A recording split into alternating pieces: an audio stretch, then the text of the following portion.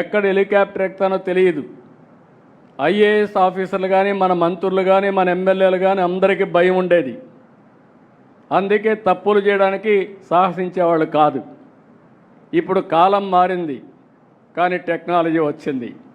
మీకు పదే పదే సమాచారం తీసుకొని చెప్పకపోతే, మీరు వినకపోతే మీరే కాదు అధికార యంత్రాంగం కూడా ఏ విధంగా ప్రజాహితం కోసం పనులు చేయాలనో అవి మాత్రం తప్పవని మరొక్కసారి తెలియజేస్తున్నా. నిన్నే స్టార్ట్ చేశాను. ఇప్పటికే 4 ఎమ్మెల్యేలు పిలిపించి మాట్లాడాను. 1-to-1 మాట్లాడుతున్నా. అవసరమైతే ప్రతిరోజు 1 గంట పెట్టుకుంటా. ఒక 4 మీతో మాట్లాడతా. నిర్మోహమాటంగా మీకు చెప్తా. మీరు చెప్పింది వింటా. మళ్ళీ నేను గైడ్ చేస్తా.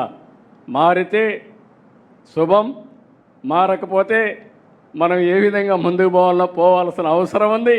ఈ విషయం కూడా నేను చాలా స్పష్టంగా ఉన్నా.